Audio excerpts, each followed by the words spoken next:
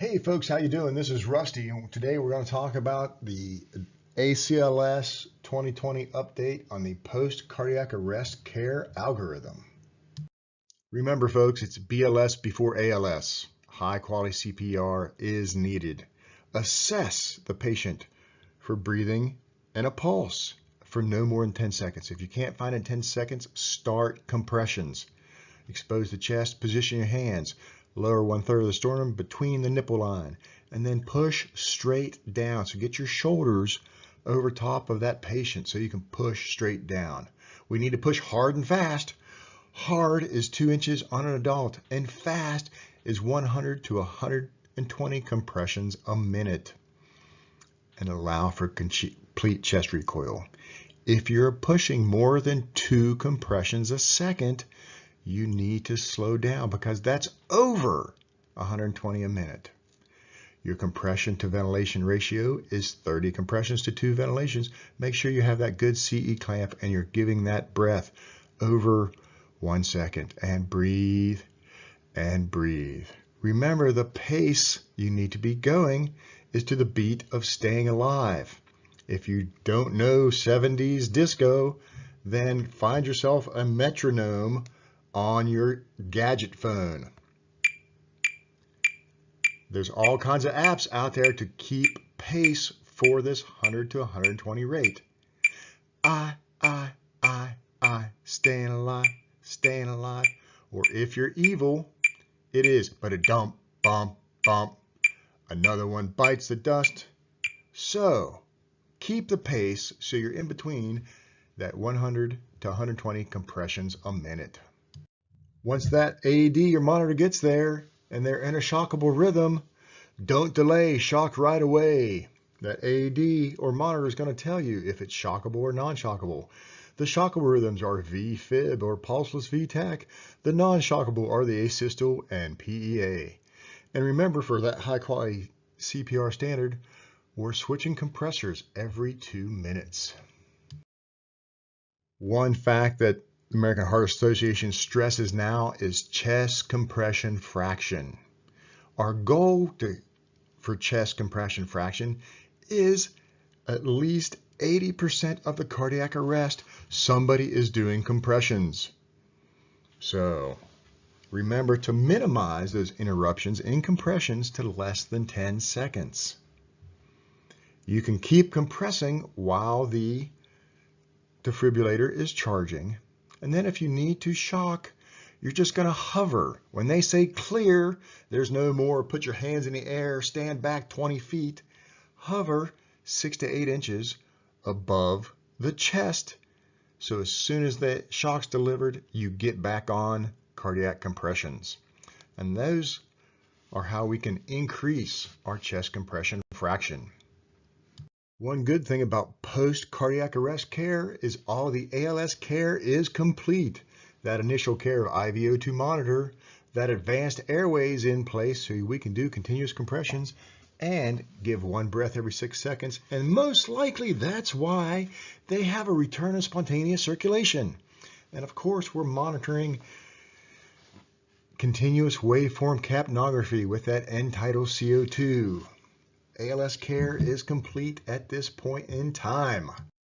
All that hard work is paid off and he's alive! We've got an organized rhythm on the monitor and we have a pulse, either carotid pulse or radial pulse.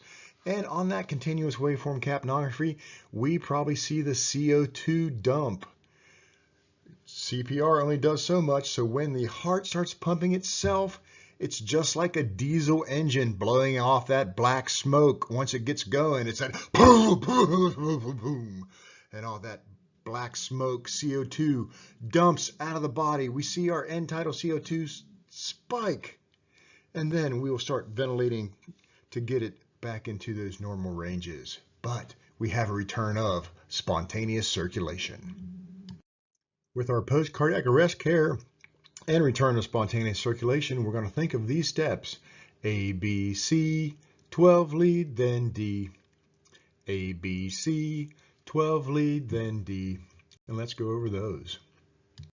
To take care of airway and breathing, we're going to ensure we are breathing 1 breath every 6 seconds through our advanced airway, and that we have continuous waveform capnography in place.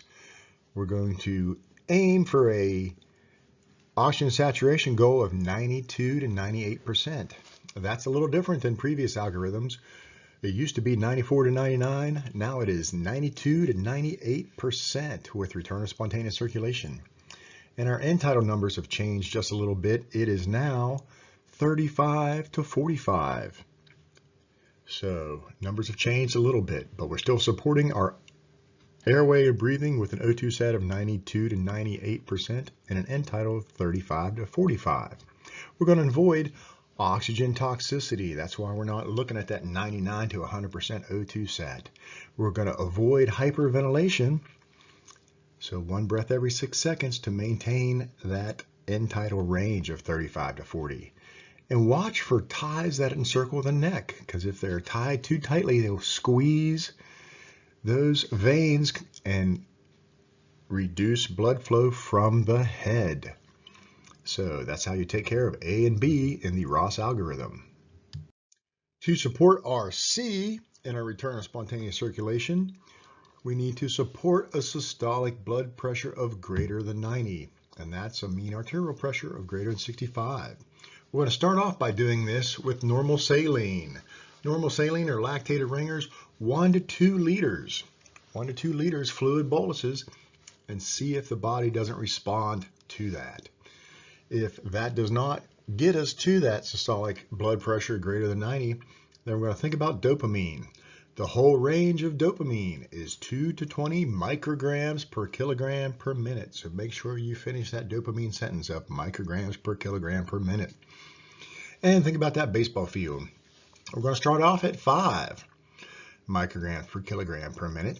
If that doesn't work, we're going to titrate it on up to 10, because we'll be moving around the baseball diamond and at second base, 10 micrograms per kilogram per minute. If that doesn't work, we're going to bump it on up to 15 micrograms per kilogram per minute before we max out at 20 micrograms per kilogram per minute. So that's how we're going to support C in our systolic blood pressure greater than 90. If fluids and dopamine don't work to support our systolic blood pressure of at least 90, then we need to bring out the big guns. And that's an epi drip, and that epi drip is 2 to 10 micrograms a minute. Or if you want to associate some numbers with epi and norepi, both of those are 0.1 to 0.5 micrograms per kilogram per minute. So you can use one dose for 2 meds. Epinephrine or norepi at 0.1 to 0.5 micrograms per kilogram per minute to support that systolic blood pressure of at least 90. We've taken care of A, B, C. Now it's time for that 12 lead if you haven't already got it. Get that 12 lead, which is the most important picture of this person's life. So get that 12 lead and look for a presence of a STEMI. And that STEMI just has to be one small box above that electric line, isoelectric line. But normally if they're having the big one, it's that profile of the fireman's hat, ST elevation. If they've got a STEMI, they're heading to the cath lab to look around for any of those arterial occlusions with this PCI, percutaneous coronary intervention. So get a 12 lead, see if they've got a STEMI, and most likely they're going to head to the cath lab for evaluation. We've gotten past the A, B, C, 12 lead, then D.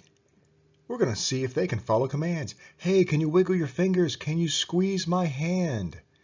If they are no, they're comatose, and we're going to think about targeted temperature management.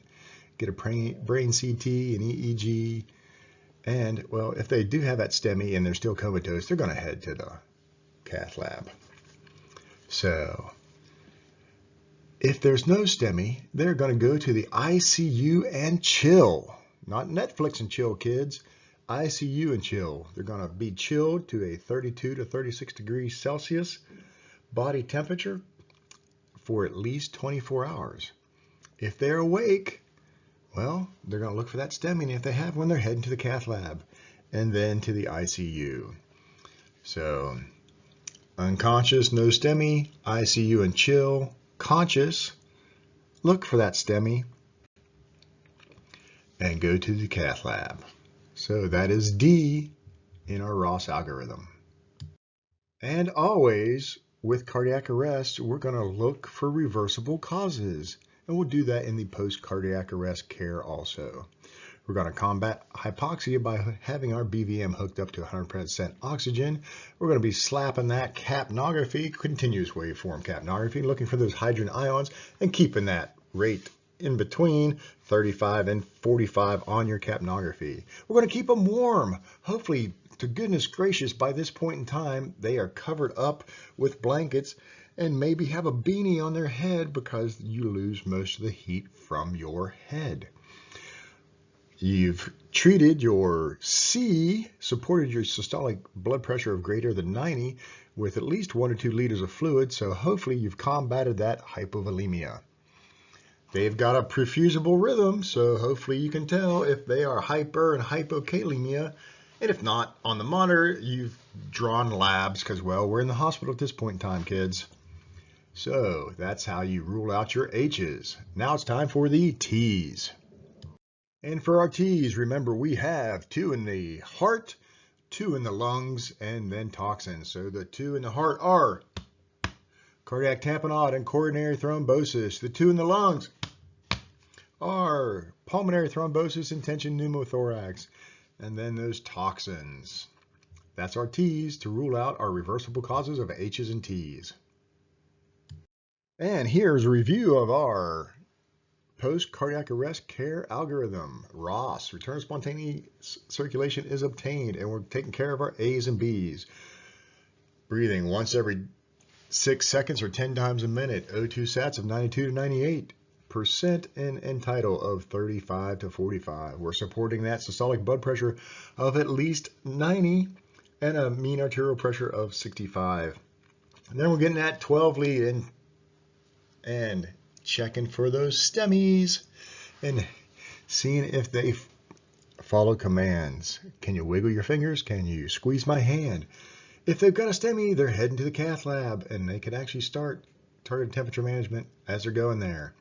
If they're awake, then they're going to go to ICU. So comatose. They're comatose. We're doing that brain CT, EEG, and targeted temperature management. That targeted temperature management is ICU and chill. Chilling to 32 to 36 degrees Celsius for at least 24 hours. And that's the steps of our return of spontaneous circulation algorithm. All right, here's another review with a whole bunch of words. So, A, optimize oxygenation, O2 sat, 92 to 98. B, optimize ventilations, once every 6 seconds breathing or 10 times a minute with an end tidal CO2 goal of 35 to 40. Treat hypotension to get that systolic blood pressure greater than 90. We're going to start off with 1 to 2 liters of normal saline or lactated ringers. If that doesn't work, we're thinking dopamine, 5 to 20 micrograms per kilogram per minute. Or if that doesn't work, norepi and epi drips. One or the other, pick it and go with it. 0.1 to 0.5 micrograms per kilogram per minute. We're going to get 12 lead, look for that STEMI. If they follow commands and they got a STEMI, they're going to the PCI. If they don't have a STEMI, they're going to the ICU. If they don't follow commands and they got a STEMI, they're going to go to PCI and targeted temperature management. If they don't have a PCI, well, they're just going to the ICU and chill. How cold they chilling? 32 to 36 degrees Celsius for at least 24 hours. And there's your post-cardiac arrest care algorithm. Thank you very much, American Heart Association, for updating your emergency cardiac care algorithms every 5 years. I hope you had a fun time with this presentation, and I hope you have a great day.